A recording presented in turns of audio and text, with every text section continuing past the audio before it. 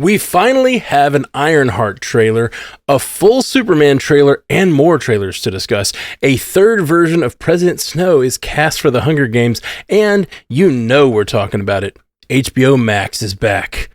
All that and more coming up right after this.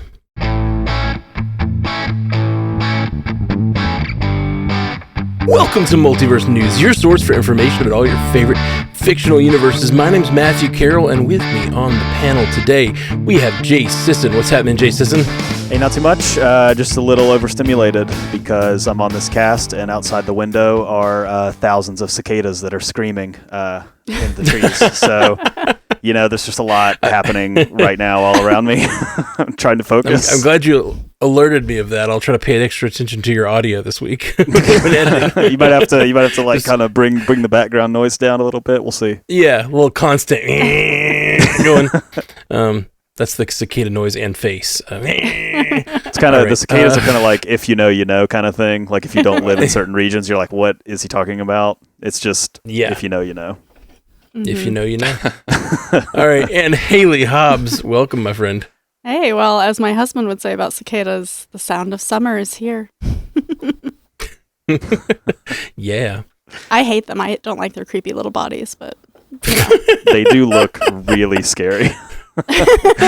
They look like they should kill you. I mean, I know that they're harmless, but they look like they should be dangerous. I just don't appreciate you body shaming the cicadas. Oh, my bad. I mean, they're little exoskeletons that they leave behind is what I'm actually referring to. Yeah. Don't shit on me. Yeah. Okay, that's enough cicada talk. Welcome to Cicada Cast, the only cast where we talk cicadas.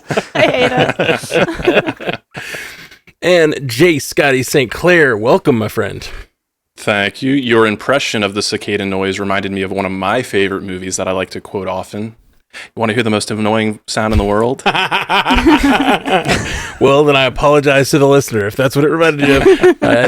I don't deny it was close. Whatever. Yeah. There's actually cicadas beating down Matt's door as we speak. Yeah, that's right. But I'm gonna finish this cast. I stand my ground. Man of the people. Man of the cicadas. Not yet. They're trying to win me over. There's got to be a Marvel or DC character. Yeah, there's got to be Cicada Man. Right? I was just thinking. Once every 7 years. We got Blue Beetle. We got Ant-Man. We got Spider-Man. I mean, there's got to be Cicada Man. That is a genius. That is a freaking genius idea for a comic book. A character that only their superpowers it's their Cicada Man, and it's like a parody kind of thing. But their powers only emerge every 7 years. So they're just a dude, and then every 7 years. No, it's 17. Oh, it's 17? You gotta extend that out. It's 17 years. Oh man, maybe they get it the first time at like 7 years old, and then it just happens again later. And so it's like you could write this great book where it's like a day in the life of their one day they have their powers. Oh, you get these big time jumps too. Like each chapter's like a new, 17 years. Then we jumped to 34 years. Yeah. They do have to leave a dried husk of their former body upon each matriculation there, though. Well, they actually fake their own death each time too. So they leave a husk and they're like goodbye to that life. They also have to climb into a tree and constantly scream to find a mate. So, so the powers aren't really that useful. No, it's more of a curse than a blessing. All right. Well, I think we fully fleshed out this book. Let's get to work on it. Let's get a pitch ready. All right. Well, first thing we like to do on this show is, talk about cicadas for a while, but then also read a 5-star review. And this week it's from Apex 80. I like it, Apex, but it's spelled differently. APECKS. Like, I think it's probably just a name, but it sounds like Apex. Yeah, anyway, okay. Apex 80 says, if the multiverse is infinite, then somewhere out there is a version of me who hasn't discovered this podcast, and I feel so sorry for that guy. Multiverse News is a must-listen every week. Smart, hilarious, and packed with all of the latest geeky news. The hosts balance fun banter with legit insight, making it feel like you're hanging out with friends who actually know what they're talking about. If you love nerd culture and want to stay in the know, this is the show for you. Highly recommend. Thank you, Apex. Juicy. Really appreciate it. Very, very kind. Clearly written by a human. What did you say? Clearly written by a human? That's right. I think it was the cicadas. Oh, yeah. They've mastered computers. Somebody write us a review as a cicada. Yeah. This Like is when your we chance had to stand out, make the history. Winter Soldier thing. Yeah, we had the Winter Soldier arc. Yeah. We need a new review arc. I like it. I like it. And the cicadas would be wonderful. But yeah, it's weird because you got to really pass it off. If you do like an arc, it's got to be passed off seamlessly, like these 17-year gaps. Oh, man. It's gonna be good. Jeez. Okay, well, we got a lot of trailers this week, and they're everywhere. So let's not single anyone out. Here we go. We're going to talk about a few of them. Marvel Studios released a trailer for Ironheart, the upcoming show focusing on Riri Williams. Me and Jay Scotty actually broke it down a lot over on MCU Cast. So, what do you think, Haley? Yeah, I mean, we're not going to linger too long on these. Just go check out MCU Cast for that. But I really thought it looked fun. I think Riri is a kick-ass character that's going to be hopefully something that people really gravitate to. And then Anthony Ramos as the Hood, I think looks like a really fun villain for her in this show. And, you know, he's more of that street level type villain. So there's potential for him, I think, crossing over into other street level shows like Daredevil, maybe the Punisher special, stuff like that. So overall, like, I watched it a few times. It just kind of gets you fired up, and it is iconic after all. Indeed. What'd you think, Jay? Yeah, I like the trailer a lot. It looks like it was well produced. It looks like maybe the time that it has been delayed multiple times maybe did it good. Sometimes it doesn't always do a show good, but I think it might have maybe improved this one over time. I had more time to think about it, though. We talked briefly about it last week because the trailer was going to release the day after we recorded the episode. And we talked about the release schedule, the 3 in 1 week and then the 3 in the next week. And I started thinking about that this week, and I came to the conclusion that I really hate that release schedule. I think I think it is not a great vote of confidence in the show. And I think it, you know, if you're asking, well, why, it's probably a lot of reasons. I mean, it's probably because it was part of the early big announcement of we're doing a million things on Disney Plus for Marvel, and it's been delayed a few times, but it was a part of that really like original push of like big content ideas and all of that. And we're starting to get to the end of that. You know, we're starting to get to the point where the shows are seemingly not going to be tied to the movies as much, and certain characters are going to be movie characters and certain characters are going to be show characters. And we're kind of, this Riri Williams character kind of stands between two worlds, you know, part of the old world Marvel where it's like, everybody gets a spinoff on Disney Plus, and then also another foot in the camp of 2025 where only certain characters get spinoffs on Disney Plus. And you know, the 3 and then the week goes by and then the 3, it does feel like burying it a little bit. It does kind of feel like we're just going to kind of put this thing on Disney Plus. We got Fantastic Four around the corner. We're just going to kind of get to Fantastic Four, and I'm kind of bummed out by that a little bit. I think you know, I just got done watching Andor. I was a little bit behind, and it was in the 3-3-3-3, and it worked for Andor, but you also had time jumps, and so it made a little bit more sense to do it that way. After watching Andor and seeing how good it was, I kind of would have liked week to week. Like, I think it might have worked better week to week. I know the time jump thing makes sense, but still, I don't know. We're in this weird experimental Disney Plus release thing, and I don't like it for this property. I think it's going to really make it get lost in the MCU. I think it's going to kind of do what Echo did, where your really hardcore fans will watch it, but for a lot of people, most people, it's probably going to kind of fly under the radar. But all that being said, all that off to the side, I thought it was a great trailer, and I'm excited to watch it. Are you certain? Maybe I should interrupt you sooner. Are you certain it's 3 and 3? Yeah. Yeah. Okay. It's not 3 and weekly. I thought that last week, but then it's that 3 and then 3. Okay, and I Googled it, and just, you know, Google AI tells me it's 3 and then weekly, but I don't know. That's just the cicadas talking, yet. Matt. You can't trust them. The cicadas are in your keyboard. Yeah, for sure. Well, that's really disappointing for me. I was already sad that we were going to get 3 at a time the first week. It really bums me out that we're going to get 3 and 3. I think it's the worst of all worlds. You can't binge it, but you also can't really all stay on the same page for the water cooler conversation that we have every week. And it's one of my favorite parts of watching TV is podcasting with you guys about TV, you know, like having these conversations. And it's a real bummer that we're going to not be able to do that, at least in any kind of like efficient way. It puts us in a weird bind, and that's I always try not to complain about the podcasting of it all, but just like generally, I think it's bad for the water cooler conversation that every fan can have. Yeah, it's a bummer. Yeah, I did say my piece on about the trailer as a whole on the Marvel Cinematic Universe podcast, so go do check that out. But given this conversation, I'm just looking at the schedule, and like we have the whole month of June, so like just the strategy behind it just does not make any sense at all. Like there's no competition, there's nothing that it's vying for. Like I really just don't get it. It seems like a total just they're just not confident in it. I think that's a shame. Even if you're not confident in it, you should act like you're confident in it. Mm-hmm. It's a real Echo move. Yeah. Disney's weird about marketing too. Like they don't market multiple things at a time. They really just like throw their entire marketing weight behind a thing. So it was Thunderbolts, and now it's going to be Lilo and Stitch, and then it's going to be Fantastic Four. Like they're not. I don't think we're going to see any marketing for Ironheart. I really don't. Especially if it's a 2-week event. I just don't think you're going to see any marketing for it at all. Ryan Coogler's busy. He's out doing all the center stuff. Like he's kind of your main voice. Outside of like he's a much like more well-known person than someone like Dominique Thorne, who's like leading the series. Like it's Ryan Coogler. Like he's pretty tied up. So yeah, I think it's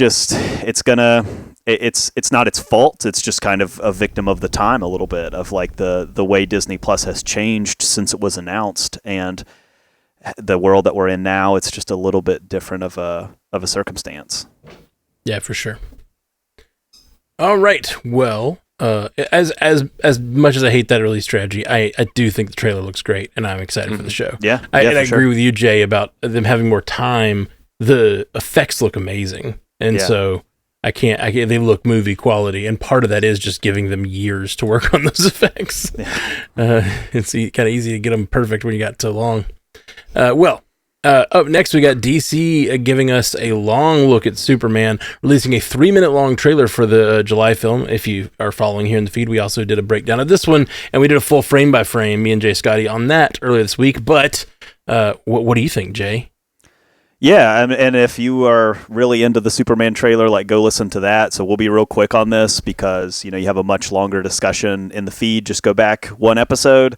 But I really liked this trailer because I thought it continues to show off just the vibes and the color and the feeling of the trailer, which is so different from the Snyder Superman. And it just shows us over and over. And that's not even dogging the Snyder Superman. Like I liked Man of Steel quite a bit, but I really like this new direction, and I'm really excited about this movie. And this trailer, it shows off a little bit more of some of the side characters. You get the Mr. Terrific, you get the Green Lantern, you get the Hawk Girl, all this type of other types of stuff. A lot of Lex Luthor stuff too, which is really cool. And I think it's all coming together. And I think like this is going to be, I think, the movie of the summer. I'm expecting it'll be like really well reviewed and well received, and it just feels like a comic book brought to life. I will say that I hope we don't get any more trailers or looks at this. I think we're right up to this trailer still did a good job of not giving away the movie, which is what I was worried about. I was like, I got to watch this because I podcast about stuff, so I'm going to watch it. So I watched it, and I was like, okay, we're getting to that point. Like, I've seen so much of it, and now you're going to show me more. But I walked away being like, okay, this trailer, it had dialogue. The other ones haven't had dialogue like at all. This one has dialogue, and it didn't give a lot away. And I said, okay, this is it. Like, I don't need to see another second of this movie, and I don't think we will. I think that was the last trailer. So, yeah, I mean, this trailer did nothing to deter my excitement. It's just I'm ready for Superman. Yeah, absolutely. What about you, Haley? I echo all of that. I really enjoyed, my biggest takeaway was that we got to hear David Cornsweet speak a lot more, and so I was like, okay. And I saw a lot of talk on the internet about how he was changing his voice from Clark to Superman voice, and that was fun. But I loved the focus on he and Lois's relationship, showing them kind of as colleagues, but then still showing us those heartfelt moments between the two of them. And those are still the things that really get to me when I watch the trailer. Everything else I was kind of like, okay, I get it. And it felt a little bit like typical James Gunn overkill, and I don't want to see a lot more from it. I'm afraid he's going to keep releasing clips and stuff, and it's like, I don't think you need to. Like, it's Superman. We're good. We're gonna be there. Yeah. Did you all see the the trailer edit is so small from the first trailer to the second trailer with the cup that hit his head. Did you see this? I heard the discourse. I only noticed it because of the that was me too. I didn't notice it. I only noticed it because of the discussion. So, one of the great things about the trailer, and Matt, you talked a lot about this in the breakdown, was like the humanity of Superman in this showcase. He gets beat up, he loses, he has emotions, that's why I hope to love this iteration, and that's what's been shown in the trailers. Well, one of the things that happened in the first trailer that we saw is that he's walking into this building and someone throws a cup at his head. It's kind of like, he's all beat up and they're all mad at him. And when it hits his head, he kind of like reacts, like his eye blinks or something like that. And, some more hardcore people online were like, well, if a human threw something at Superman, he would never blink. It wouldn't hurt him at all. He's like basically Man of Steel, blah, blah, blah, blah, all that stuff. Okay, whatever. Well, in this new trailer, they've edited that. So when the cup hits, it's total locked in. Like eye doesn't twitch, head doesn't move, not a hair out of place. It's literally like you're throwing it at the Man of Steel now. It's just these tiny little tweaks we're seeing in this thing. I thought that was fascinating. Like someone heard the discourse and they were like, you know what? The people on the internet are right. You know who it was? It was chronically online James Gunn. Oh, yeah. He sees everything. He's the cicada man. I want to start with a couple of corrections because I did provide my overall thoughts once again on the breakdown that Matt and I did, so go check that out. But you mentioned the cup. I'm still thinking it looks like a can, and specifically a can of peaches, and that's what I'm hedging my bets on. It's a can of peaches that hits the back with. Hey, you did the frame by frame. You would know better than me. That's right. That's right. The other correction, I have to correct myself. When we did that breakdown, I called Mr. Terrific's T-spheres. I called them T-bombs, and I apologize. They are the T-spheres, and I should have known that. I saw that this morning, and I was like, wait, those are T-spheres. What did we call them on the podcast? It wasn't T-spheres. I forget. I couldn't remember what you'd call them. But I was like, how damn could it. you guys? Gosh. Some of the T-spheres act as bombs, so maybe some of them are technically T-bombs, but not all of them. That's right. I hope all the Mr. Terrific truthers held you all in to accountability over this egregious error. I heard no accountability. It kept me up at night. I watched a breakdown of Star Trek recently. I think it's on Screen Rant, maybe. I don't know. It was supposed to be before the new Star Trek series that came out. They did a full breakdown of all of Star Trek and tried to tell all of Star Trek in one long...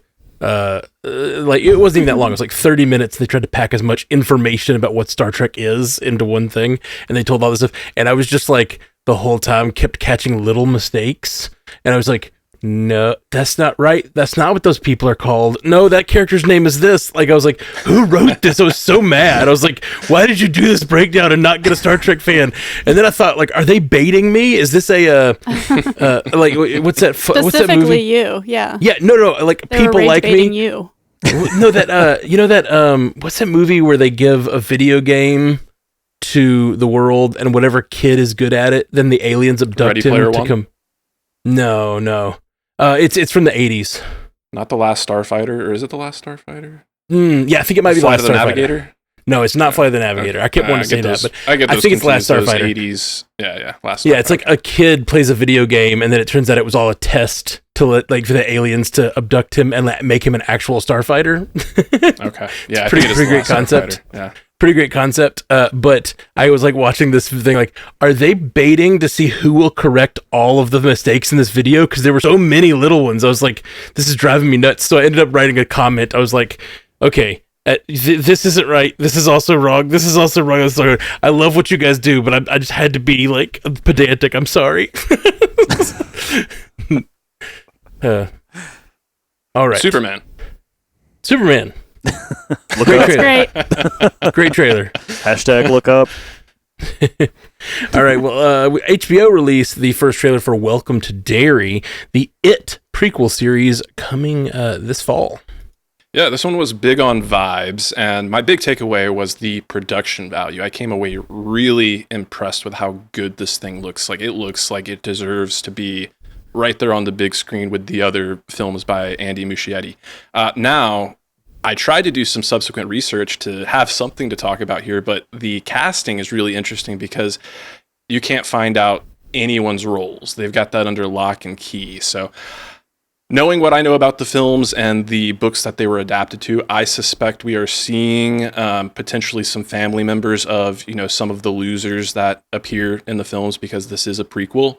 But I can't say for certain. So I really enjoyed the opening sequence where you have the kid that's clearly trying to get away from Derry and the friendly-looking family picks him up. You're not fooling me. That is Pennywise. That is one of Pennywise's guys, is he's going to make this kid comfortable just to sweeten him up before he induces the fear for an appetizing meal there. So, yeah, this is definitely one I'm going to be highly anticipating. I think we're getting it late 2025, so we'll probably get at least one more trailer, some kind of sizzle reel before we get this thing, and maybe we'll get some casting announcements as far as the actual roles before that too. If not, we'll see it when we see it. I thought this looked like a lot of fun, and I just really like, and I know that I should say, lives off of children's fear or whatever, right? Mm-hmm. It's always children, but for some reason I just wasn't sure it was all going to be about children, but I just love that it is. And seeing the children, feeling very similar vibes that I get from the It movie, which is these children banding together to go fight the monster. And we kind of know how it works out in the other two versions of him coming around every 27 years. Kind of a cicada. It is kind of a cicada, right? The It cicada cinematic universe. I mean, if you're scared of a cicada, he can take that form. He could have been a cicada at some point. What is the lowest common multiple of 27 and 17? So how often do It and the cicadas come out together? There's been a moment where they've come out together at the same time. It might have been 1800 years ago, but it has happened at least once. Some point they had to have. Anyway, cicada episode. But no, I really enjoyed the vibes of the trailer. I'm excited for the childhood adventure of it all, and the horror of it all. Looks good. All right. Universal joined the mix and provided a second trailer for Jurassic World Rebirth. What do you guys think of that? I'm still really hyped for this movie. I don't care about anything else that people say about it. I thought that this trailer was more digging into the sci-fi horror element that we classically associate with the Jurassic franchise. It was a little less about the mission, quote unquote, that they're going to do, and it was more about big monsters, and I like that, and I like Scarlett Johansson, and I like all of this cast, and I can't wait to see it, personally. The one element I noticed, it seemed like they added in with this trailer that I hadn't noticed. The other one, I may be wrong, but it looked like there's some sort of family rafting down the river, as if they don't know where they are, which I don't know how that's going to work into the plot. Is this just a family happens down a river that leads them to this land of dinosaurs while, unknowingly, while this strike force is also landing? I think that's fun because it kind of calls back to the old days of Jurassic Park when there's these, and Jurassic World, when there's these kids involved and kind of have to deal with people who aren't there for that purpose, but they also have to adapt to being chased by dinosaurs. And for whatever reason, that makes me more excited for just it being similar to how I was talking about it. Just more, it's going to add to the vibes of it feeling like the original, which I think will be fun. That was kind of my takeaway too. I was really struck with how not only thematically but really visually this reminded me of Jurassic Park 3.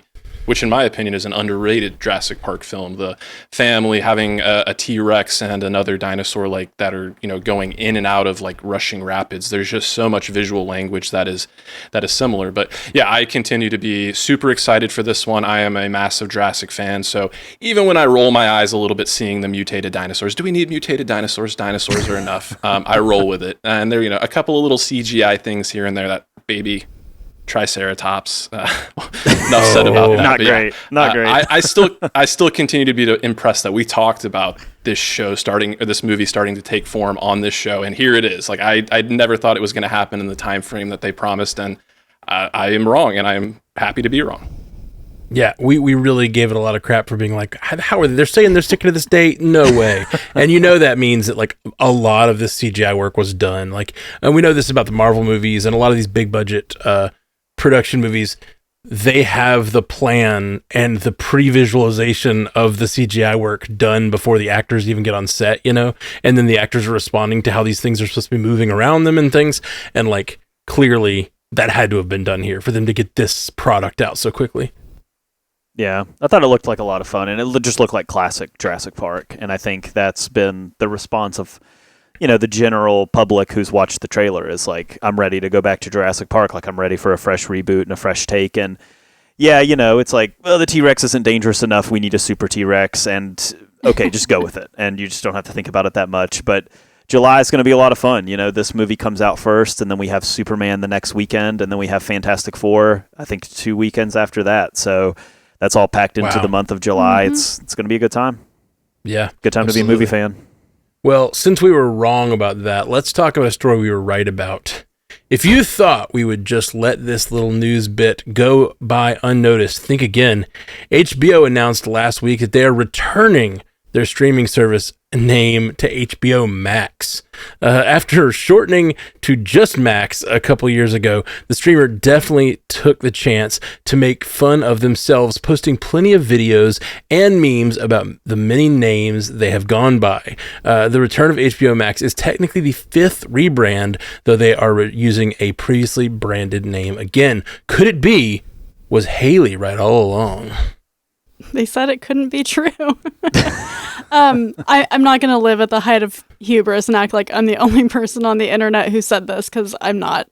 But I did say it, HBO. Mm-hmm. And you could have had me for a free subscription year, and I would have been like, don't do that. That thing you're about to do, it's not a good idea.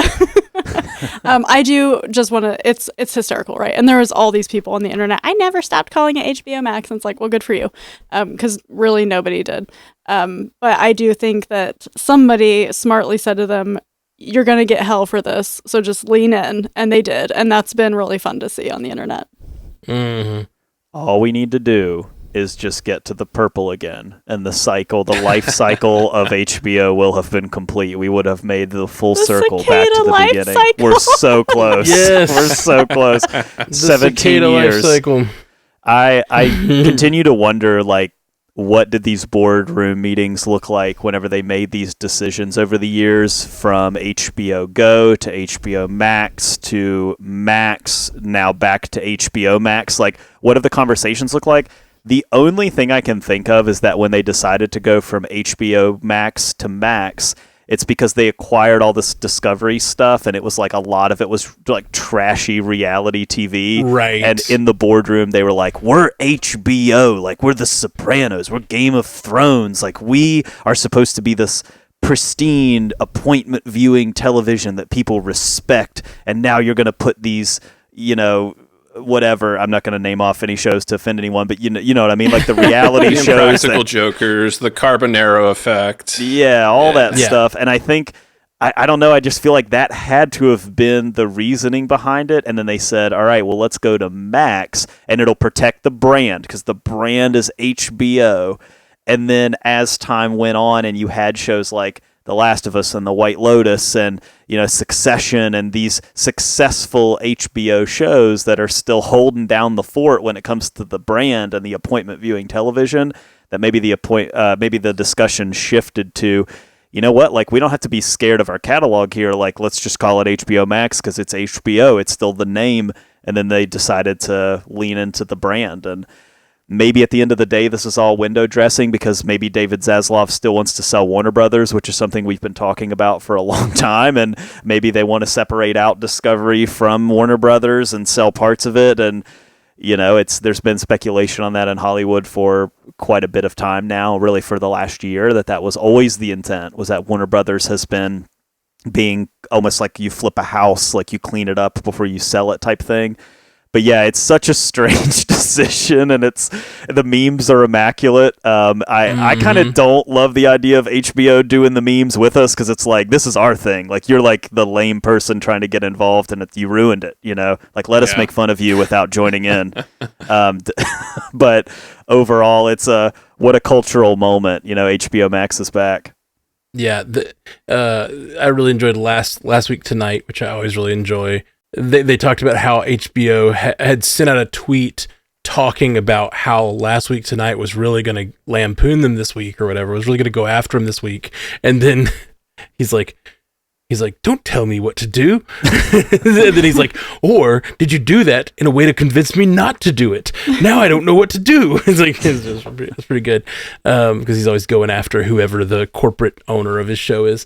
Yeah, it definitely is a silly thing that it's come back. But I'm mostly right now having a trouble continuing podcasting because Jay Scotty went after the Impractical Jokers. And I like so the I'm Impractical offended. Jokers. Yeah, when I had COVID and was stuck in a hotel room for 2 weeks, I got my fill of the Impractical Jokers. Yeah. Forever. Phil forever. That's right. I had a little stint where I found them for the first time, and it was like 7 to 8 seasons in, and I definitely watched way too much Impractical Jokers on some, because it was the only thing on whatever channel that was that they were on. True TV, maybe. It was just I think Impractical that's right. Jokers. True TV. Yeah. 24 or 1 hours a day, and then they'd have a couple of new shows in the evening, and then just 21 more hours of Impractical Jokers. Yeah. I'm not going to fight it. The only thing I ask is don't make me re-download the app. I just did an update to go from the blue to the slate, and I remember when we went from HBO Max to Max, I had to download a whole new app, and the old HBO Max app is actually still on my PS5, so don't make me download another app. That's all I ask. All right, well, moving on. Fans of the Hunger Games have been waiting to hear which actor will fill Donald Sutherland's shoes as President Snow in the upcoming adaptation of Sunrise on the Reaping. Last week, it was announced that Ralph Fiennes will take on the mantle as he becomes the third actor to portray the character. Maya Hawke also joins the cast for the film, taking on the role of Wirus. Wirus. Is it Wirus? Yes. How do we know? Just kidding. I didn't read the well, I watched Catching Fire. It's been the better part of 10 years at this point, but yeah, it's Wirus. I didn't know if we had these set on screen yet. Because, when you read a book and you go get to see the movie and it's like, I'm saying that wrong. I know Hermione was a big one for people, Oh, God. right? When I heard Hermione for the first time, I was like, that's how you say it? Yeah. It was Hagrid. Haggard for me. I said Hagrid when I read it, and then when I heard Haggard, I still struggle. Yeah. Okay, sorry. So, Maya Hawke also joins the cast of this film, taking on the role of Wirus, a former Hunger Games champion. Finally, The Hollywood Reporter exclusively reported that Elle Fanning has been cast as Effie Trinket, stylist for Haymitch Abernathy, and that a pair of pivotal roles has been cast with Molly McCann set to play Louella and Iona Bell set to portray her capital-assigned lookalike Lulu. Are the odds in these actors' favor? Well, that remains to be seen. It all depends on how well this movie performs, but I definitely think that they have a strong possibility of this really being a win. And Hunger Games fans, they're not hungry right now. They're eating well.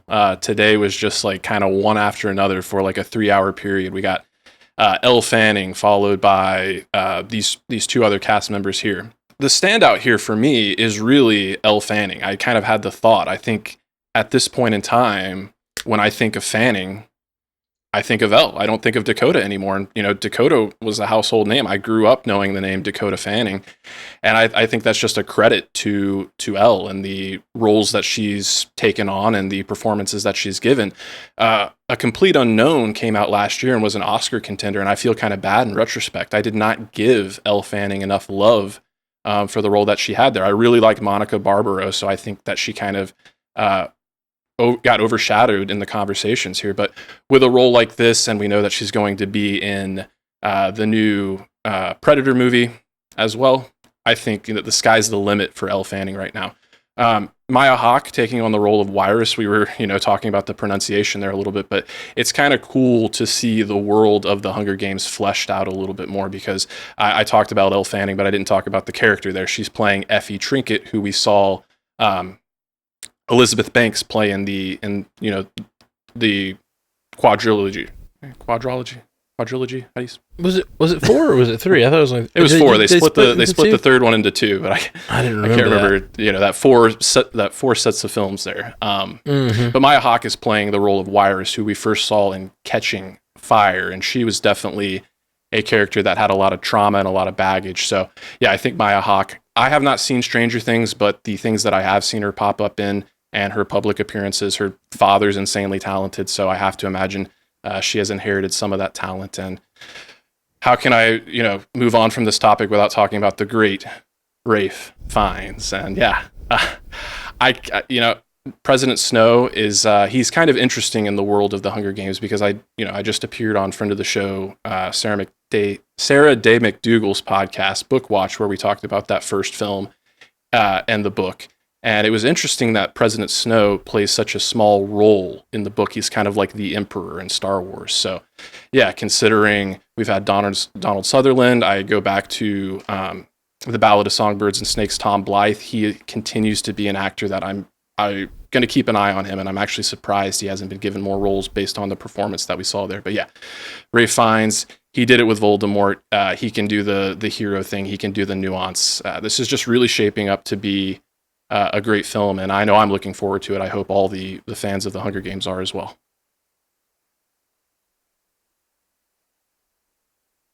Did I leave anything on the table for anyone? I'm sorry. You ate and left no crumbs. All I'm going to say is that I do watch Stranger Things, and Maya Hawke is so good in it. She's so good in it. Like, she is a standout actress in it, and just has carved out her own corner of that universe and is great. So, it's a stacked cast. I mean, when you run down the whole list, it's kind of been leaking out, a little bit here and there. But when you add it all up on paper together, it makes for a really interesting group. Yeah, for sure. That's our features for this week. We're going to come back with a very strong lightning round this week. We got A Night of the Seven Kingdoms gets pushed back. The King of Hill lives again. And just for me, a new Vampire Slayer has been cast, plus a whole lot more. Stay tuned. Welcome back to Multiverse News. We have a Patreon, you guys. We make this show every week. We make it with much love and intention, and we put a lot of work into it, try to bring you really quality content with great information and fun conversations. And if you like that, please support it at patreon.com/multiversenewscast. It's $4 a month. You get a sticker.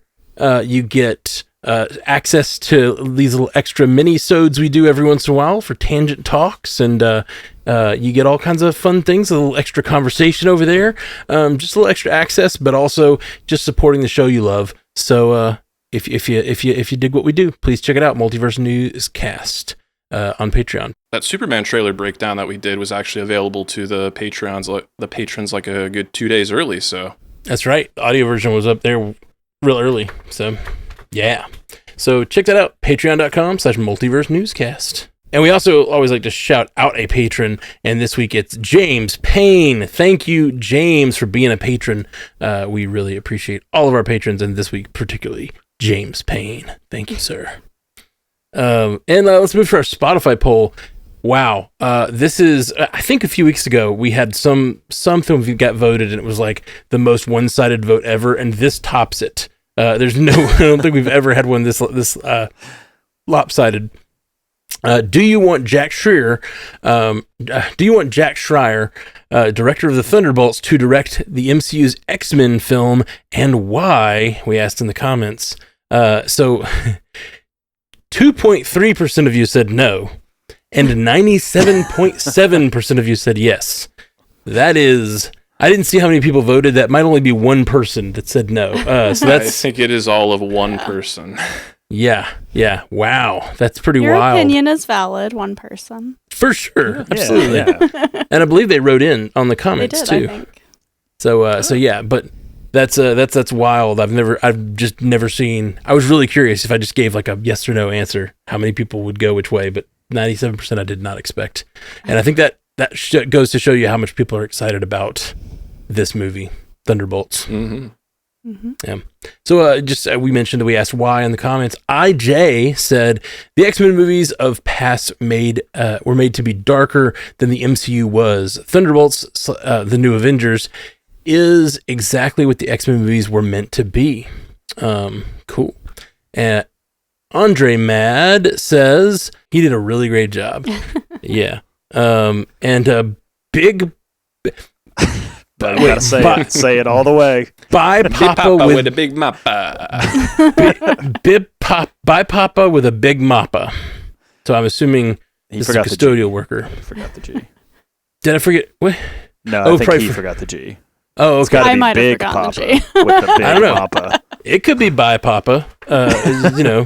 Just representing. Big Papa with the big mappa, maybe. It says, "'Cause Thunderbolts was good." Duh. That's his why. I like it. NIFL podcast says, I liked Thunderbolts, but I'd rather see someone else do the X-Men in the MCU. Personally, I'd want to see Travis Knight to direct, but he's doing He-Man. I don't know Travis Knight. Anybody got insight on Travis Knight? He's the son of Film Knight and the owner of Leica, which is the stop motion animation studio. So he did like Coraline, but as far as like blockbuster stuff, his claim to fame is he did the Bumblebee movie with Haley Steinfeld, which I really like. So I think it's a good call. I don't know if he's better than Jake Schreier for the X-Men, but I would definitely like to see him play in one of these universes. Yeah, I think he'd be great for somebody like Booster Gold over on DC, or he could even play around in Star Wars. Like, that'd be cool. Yeah, absolutely. But he is doing He-Man, as Niffle Podcast points out. So I think he's a good fit for that too. Cool. And lastly, Marissa LeMay says, you said Jake did 6 episodes of Beef, and I really enjoyed Thunderbolts. That's all I need to get excited to see what he can do with X-Men. I dig it. There you go. Nice. I think he's a good fit. And I just like the idea of Marvel. Marvel is run like a giant TV studio in many ways. Like it's run like a giant TV show. You're passing off from season to season of different properties. It's episodes in a larger story. And the fact that you'd have a stable of directors that sort of knows what's going on and you can plan ahead, you can work back and forth. I do really like that idea. While I also understand the need to break out and do their own thing as well. So I want that for them, but I do like the idea of them all kind of being able to pass off movies. I think it worked really well for the Russos for those 4 movies or whatever.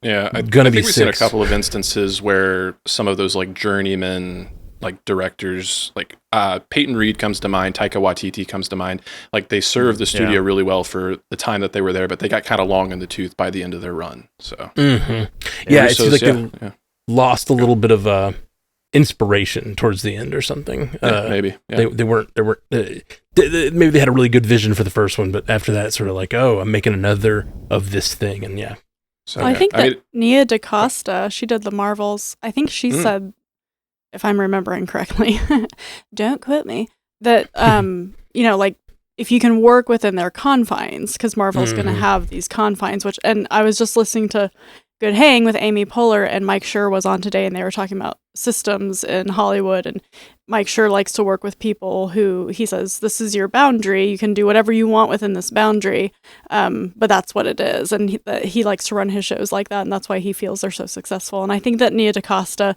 alluded to a similar thing when she was doing the Marvels, because I think she got to do things she wanted to do, but within the scope that they wanted. So I think that if you're that kind of director and you can let yourself be a little creatively reined in the way Marvel probably does to their directors, then you can be successful. But that's all.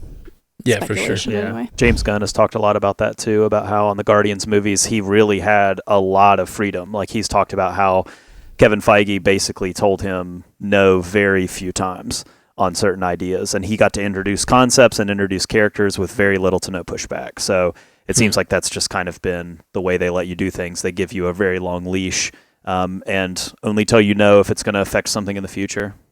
Yeah. It's interesting how the balance of power, because I think that there was a lot of fighting around like Age of Ultron with Joss Whedon, where Joss Whedon really didn't want to do some things they wanted him to do, and they really shoved some things down his throat to put in the movie.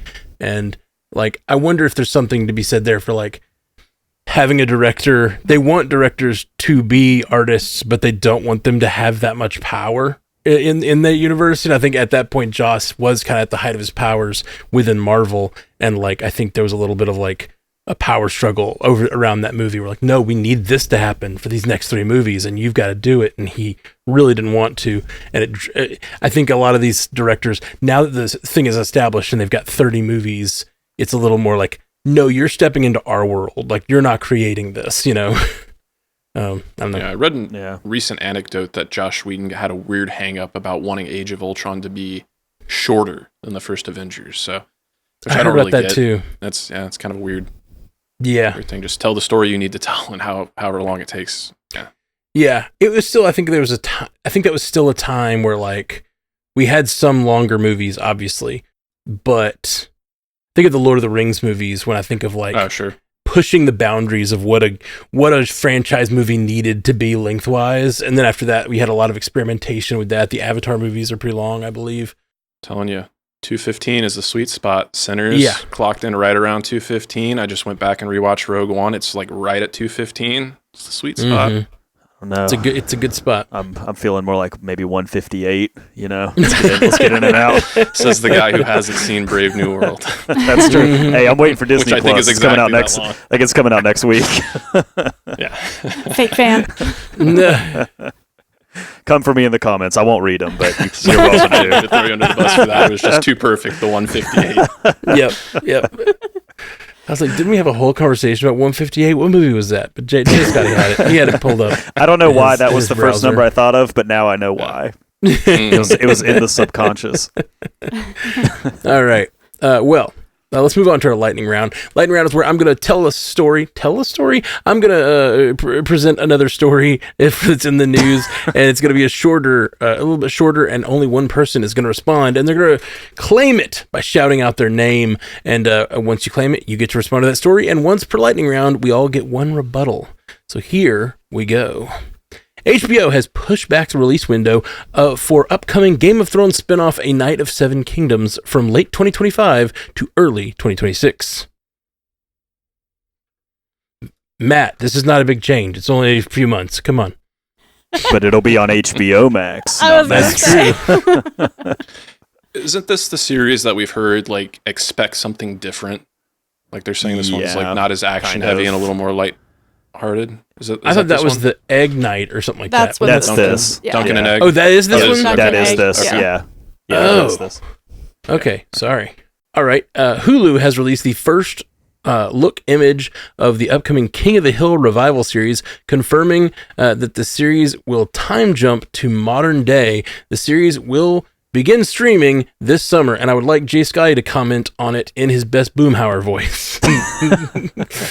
Sorry. Dang on, Hank Hill. You got me talking about this dang on Hulu revival of King of the Hill. Dang on, man. Hank Hill. I don't even know what I'm talking about here because it's modern day and they got tablets. And we know the voice actor for Dale Gribble, he passed away, but he's dang on. He's still appearing dang on in this whole thing here. Dang on. Love it. I knew he'd have it.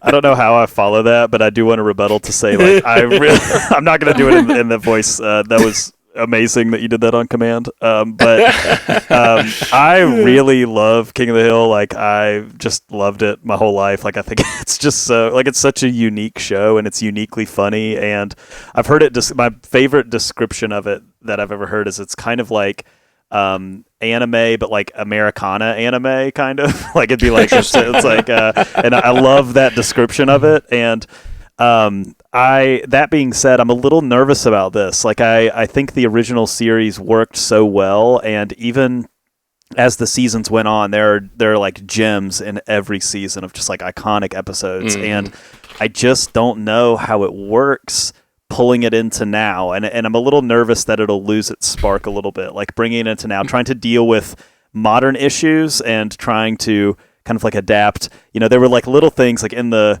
teaser poster. You know, there's like a VR headset, there's like Uber Eats delivery, there's like, you know, like things like that, and I can see the shell of something that could be funny, but I don't know, I'm just a little nervous about it. I think it's one of those things that's like, if we mess with it, can it still maintain what made it so great? I just don't know, but I'm gonna watch it, but I'm just, you know, I'm cautiously optimistic, but just a little nervous. Rebuttal to your rebuttal. I can hear Hank in my head right now, hearing that he's being compared to an anime, and it's that. Oh,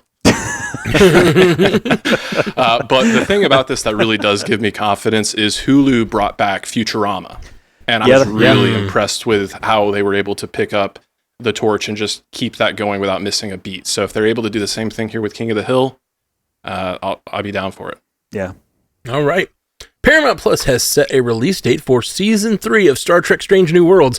The series will debut with 2 episodes on Thursday, July 17th.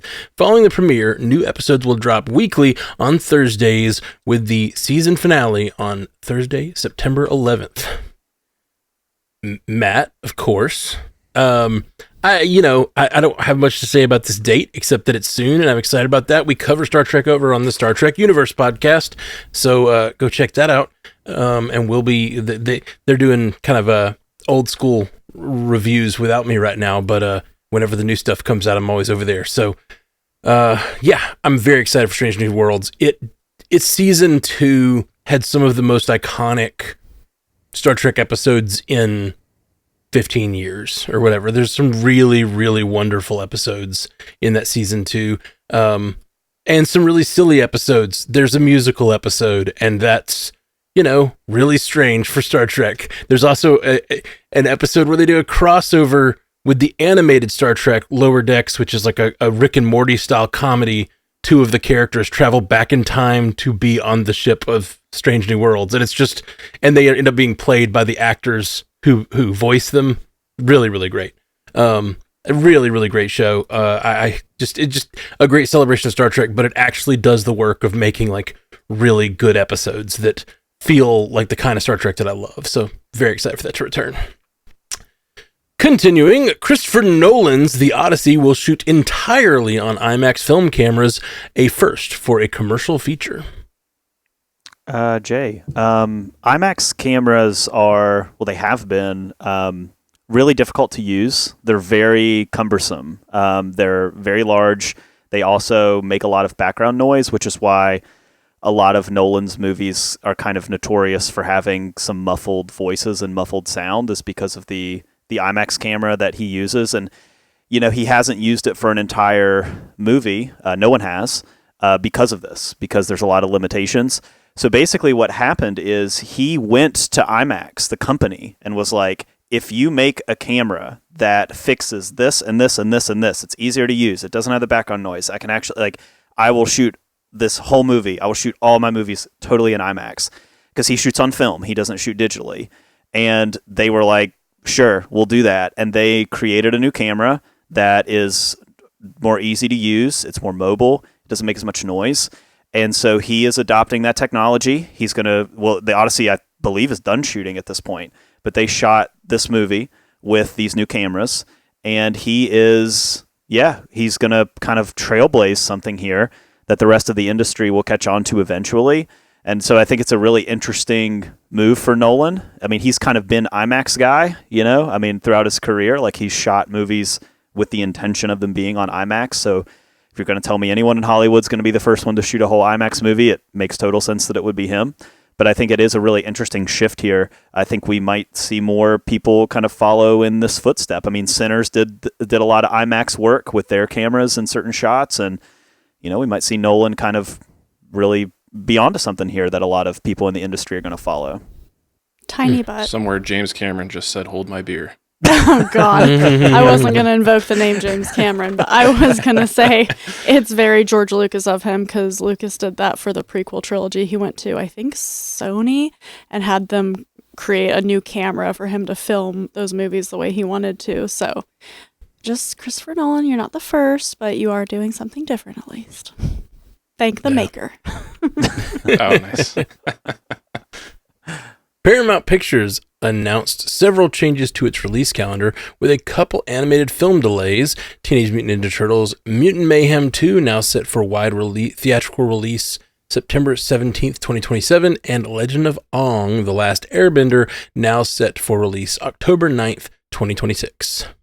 Scotty, the big surprise here for me is it seems like the Teenage Mutant Ninja Turtles franchise is taking a page right out of the Spider-Verse franchise and having a film that came out in 2023, and we got to wait 4 years for the sequel. So I just find that very interesting given the similarity between those films already with the animation style. Clearly very influenced by that film. So I don't think it's going to kill the franchise. I think, kids that were, the appropriate age to see that first one, 4 years, they should still be interested in the Teenage Mutant Ninja Turtles. I know I am. And then, not too much to say on The Last Airbender, but I know people love it, and it'll be great to have Aang up on the big screen. Looking forward to it. Yeah. Ryan Kira Armstrong has been cast in a lead role in Hulu's Buffy the Vampire Slayer reboot and will star alongside Sarah Michelle Gellar. Exact plot details are under wraps, but sources tell Variety that the pilot will focus on a new Slayer, with Gellar appearing in a recurring role as Buffy. Mad again. I'm very excited for this, and this actress, Ryan Kira Armstrong, was in Skeleton Crew recently playing Fern and was a real standout. And I'm not sure what age she will be. They normally become Slayers around like teenage years. She's a little younger in Skeleton Crew, but by the time this films and everything, it will have been a few years since that was filmed. And I'm really excited to see what she can do. And, she plays a really strong character on Skeleton Crew. And I'm really excited for Buffy to take on this sort of leadership role. I'm assuming she will kind of function like the Giles did, which was like her watcher of the old series. And so it'll be really interesting to see her being the sort of, old sage vampire slayer with a new teen vampire slayer that she's got to deal with. And seemingly, if she's not too far from her age in Skeleton Crew, Ryan Kira Armstrong will be very young, a young Slayer. When we saw Buffy in the show, she was a sophomore in high school and, was being played by a character who was in her 20s already, right? By an actress who was in her 20s already. So she never felt that young. But I feel like this will feel very different. So I'm pumped for that. Tiny bet number 2. Yeah. I figured you'd be excited about this because we did love her character in Skeleton Crew so much. Mm-hmm. And she already looks a lot older than she did in that show, which we talked about when we covered the show and always watching about how fast those kid actors grow up. But she does have this kind of Sarah Michelle Gellar-esque youthful like glow face. Like she kind of looks like Sarah Michelle a little bit. Like she has this very, I don't know, there's something I was like, that is really good casting. And that was before I recognized her from Skeleton Crew, and I was like, that I love that. I think that'll be fun. That's interesting. And I see it, and it'd be really interesting if they do cast her as a like descendant, a daughter of the Slayer, because that's not really a thing that canonically they don't have to be related, but like that would add an element to the show that could be really interesting. I didn't even mean it that way. I just thought it was good, like secondary casting. Like, yeah, I don't know. It just like it parallels nicely, I think. Yeah, totally. I just have to speculate about Buffy, if that's your speculation. I love it. I want people to come for me. Oh no, it's totally my speculation. For Matt. Come for me all day. Again, like Jay, I won't see it, but come for me all day. Fight amongst yourselves. Comments. Come for me, and everybody else, defend me. Fall Guy director David Leitch is in negotiations to helm Gears of War, Netflix's big budget adaptation of one of the biggest video game franchises on the Xbox platform.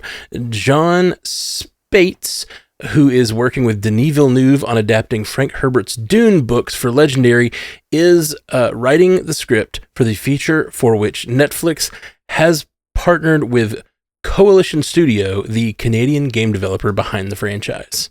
Scotty, I have played all of the major Gears of War games. I haven't played a few of the spin-offs, and I like them, but it was I was not begging for a film adaptation or any kind of adaptation, really. Like it is what it is, and it kind of exists singularly. But you take a guy, director David Leitch, and then screenwriter John Spates, and then my interest ratchets it up significantly because I've talked at length about how much I like The Fall Guy and David Leitch in general. I like his sensibilities as a director, but John Spates is really interesting because he's this guy that has like continually been in my periphery. The first time I saw his name, it was on the Doctor Strange script. He did that with Robert C. Cargyle, and then he joined Dune, and now he's doing this. So yeah, it's just interesting. I have to keep an eye on that guy, and if I'm ever in LA, we might hit it off grab some coffee or something like that, and talk about his next project. I love that. I love that for you. I'll do a rebuttal here. I really actually love these games. And I particularly, I like the mechanic. I like being able to hide behind things. I think it's a fun mechanic for games. But I really always felt very visceral and fun, but I always loved the cutscenes. I was always really connected with the characters more so than other shoot 'em up franchises. And so I remember I have like really distinct memories of like, alien ships crashing around our main character and like it jumping to a cutscene unexpectedly and something big happening, and like really had emotional experiences and stuff with these games. I really liked them. So there is source material there. I don't know how it will stand up when you're not the one shooting, but like we've seen it with like Last of Us, the ability to make that into a different kind of experience. So I have hope for this. I did start thinking about some casting, and it's unfortunate that my mind immediately went to like Vin Diesel, The Rock. Can they bury the hatchet and do this again? Then I thought about Not a chance. the guy from Reacher, whose name is escaping. Alan something or other. Alan Rickman. Yeah, that's right. Alan Rickman, who actually popped up in Fast X. So, but yeah, I think he would be like a great Marcus Phoenix, because those, like, that's the thing about those games. Those guys don't even look human. Like they're humanoid, but they're so like built. Dumb. What are we doing? Alan Richson, Mr. Muscles over there. Yeah, just his body shape immediately makes me think of Dave Bautista. Okay, yeah. He's slimmed down. Be a Though. You lost all that weight though. Yeah, he's looking that's pretty. true. Like maybe not anymore. Yeah, but it would have to be like the wrestlers that have moved to Hollywood for sure. Put him in a muscle suit, like Arrested Development style, Okay. All right, Final Destination Bloodlines took the number one spot at the box office this weekend from Thunderbolts, pulling in $51 million domestically for a worldwide total of $102 million. Worldwide, Sinners stands at $316 million, and a Minecraft movie at $928 million, and Thunderbolts at $325 million. Scotty, I was excited for Bloodlines as a fan of the Final Destination franchise, but I did not expect there to be as much excitement for it as there was, and it's great to see. It's a great movie. It's a good time in the theaters. Is it reinventing or doing anything like super noteworthy or novel for the franchise or the genre? No, but it's a good time in the theater, and that's enough sometimes. And yeah, this is a really good year for Warner Brothers. I mean, Sinners and a Minecraft movie, like, yeah, Superman does not have to worry nearly as much as it did a few months ago. And Thunderbolts, yeah, it's I personally would like to see it having a little bit better traction, but I think this is kind of indicative of where it's going to land. I think JU, like in week 2 or something like that, you predicted somewhere north of 40 million. I think you were right on the money with that, unfortunately. But maybe it'll get a second wind. We'll see. Conan O'Brien has joined the cast of Disney and Pixar's Toy Story 5. The character he voiced is named Smarty Pants, but no other information is known at this point. The film is currently set to release on June 19th, 2026. Haley, we love Conan over here at the Stranded Panda Network, and he is a Smarty Pants, so I think this is fun. He has, I would imagine, a great voice for animation because he is a character in himself. Man is a living cartoon. Yeah. Yeah. 5-time Emmy winner Michael J. Fox is returning to acting with a major guest starring role on the upcoming 3rd season of Apple TV Plus's hit comedy series Shrinking.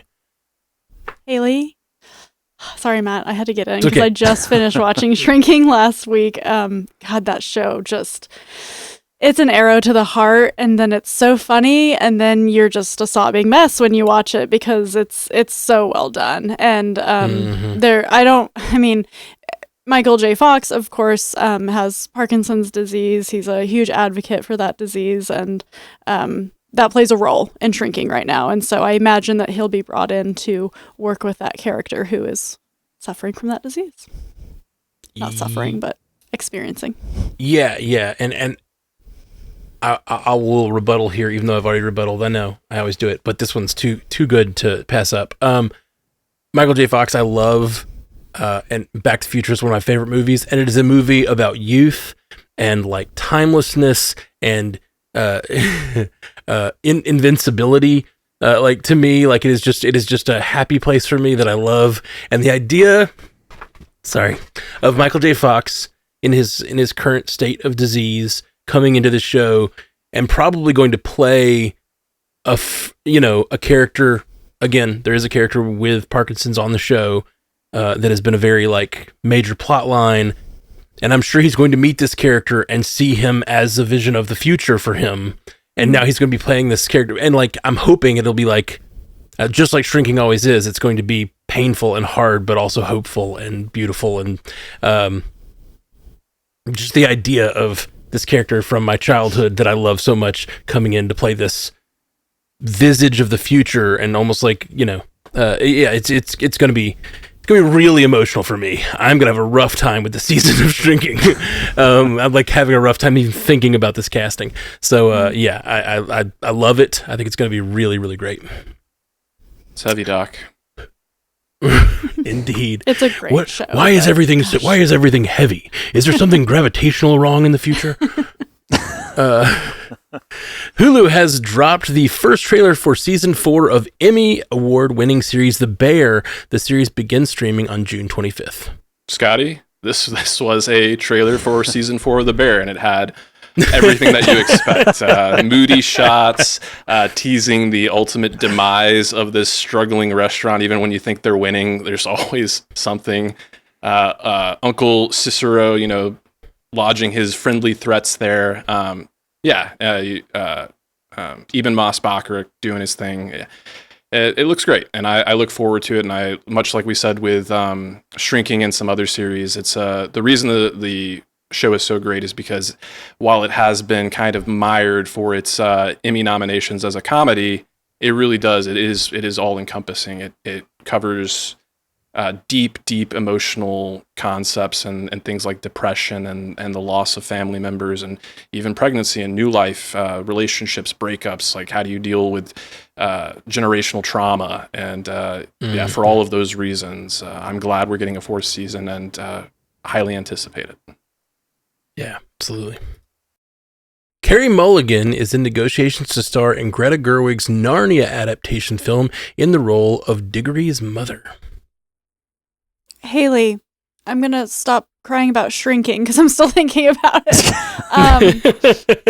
Because it just hits too hard. Me too, man. So we were talking, Jay and I were talking before the show about this. We have been thinking that Greta was just doing the Lion, the Witch, and the Wardrobe, but it seems like maybe now she's doing more than one film because the character of Diggory is in The Magician's Nephew, which takes place chronologically first in the series. And so this might be a far more wide-reaching project than we thought and a longer project than we initially thought. That being said, Carey Mulligan's great and whatever, so it's nice to see her face getting cast in this interesting, the plot thickens with Greta Gerwig and her Narnia adaptation. It's kind of like, what's really going on here? I need to know. Yeah, because we were talking about it, and I went and looked at the Hollywood Reporter report on this, and the way it's written is, Carey Mulligan was cast in this role in Greta Gerwig's Narnia, an adaptation of C.S. Lewis's novels. And I was like, does that mean we're kind of cramming more of these into one movie? Surely you wouldn't try to do all of it in one movie. So who knows? Yeah, there seems to be a lot of mystery around this adaptation, which, I mean, like you, I was working under the assumption she was doing Lion, Witch, and the Wardrobe, and then somebody else would come along and do 2, and somebody else would do 3, and that would be how it would be, but it seems like maybe it's going to be a little different than that. Yeah, that's what I kind of honed in on too. Like, Magician's Nephew is one of my favorites alongside A Horse and His Boy, Silver Chair, what have you. So I have to imagine Carey Mulligan is not just going to play Diggory's mother, because I remember the book well, and she plays a very, very minimal role in that book. It's all about Diggory not feeling great because he doesn't get to spend time with his mother, and he's driven into the arms of his magician uncle, not really into the arms of his uncle, but that, sets him Uncle on Andrew. this misadventure. So yeah, I kind of it was funny when I read the breakdown. I was like, oh, is this Silverchair or is this magician's nephew? Because I was confusing Diggory Kirk and Eustace Scrubb. And then I had a real moment where I was like, Cedric Diggory? And I was like, oh, wrong franchise, but we got there. Different Brits. Yes. I definitely had that issue. When I read Diggory, I was like, what franchise is this about? Oh, man. All right, well, that is our stories for this evening, my friends. We'll be back soon with more multiverse news. Anybody got anything they want to tell the people about? Jay Sisson? Yeah, we did not have a new episode of Commute the Podcast this week, but we will have a new one next week. And then if you want to head over to Bingers Assemble on Memorial Day, Ashley and Haley and I will be dropping our review of Top Gun, which we got together to review together, and it was delightful to revisit Top Gun. It holds up exactly how you think it does when you rewatch it, if you haven't rewatched it in a while. So, go watch Top Gun and join us on Monday to talk about it. We'll get back together eventually and do Top Gun Maverick, but that was fun, and that should be coming out in a few days, within the week, probably. Sweet. What about you, Haley Hobbs? And before you listen to us talk about Top Gun, you'll hear Scotty and Matt and I talk about Mission Impossible: The Final Reckoning, because that drops in movie theaters in 2 days, which is very exciting. Mm-hmm. I am jazzed for it, and so hopefully you get that in your ear holes this weekend. And then over on Source Pages, Brian and I talked about Andor, and Karen and I have been trying to catch up with the Doctor Who stuff, so there's just a lot popping everywhere. Awesome. And J. Scotty St. Clair. Yeah, that Andor Season 2 coverage just wrapped on Always Watching. We're also going to be very quickly wrapping up The Last of Us Season 2, also on Always Watching, so go check that out. And then, yeah, excited to be back on Bingers for Mission Impossible. Yeah, it's just some great time podcasting with all you guys. Really excited to wrap up the Mission Impossible series on Bingers Assemble, and The Last of Us coverage lately has just been just emotional stuff. Really great show to cover week to week and hear, really get into the characters and think about them before we see the next episode. I really have been appreciating that a lot. So you hear that, Disney? That's right. Very frustrated with, I meant to mention it. Strange New Worlds is doing a 2-episode drop at the beginning and then going week to week. That's a great thing. You give everybody like a first taste, hey, get them hooked, and then you go week to week. That's fine. But this whole 3 at a time, it's for the birds. It's for the birds. Okay, well, so check out all the things, strandedpanda.com if you need to find any of those shows, and we'll be back very, very soon, right here on Multiverse News. Peace. You stay classy, Multiverse. Hey, thanks for listening to Multiverse News, or watching it, or whatever you're doing, eyeballs or ear holes, whichever thing. We do this show every week, and we appreciate you listening. Strandedpanda.com is where you can find all of our podcasts. And thank you for listening. Check us out wherever you get podcasts. Hit that subscribe button, hit that like button, hit the little bell icon, whatever you have on whatever service you're doing. Rate us, like us. We're really thirsty. That's what I'm saying.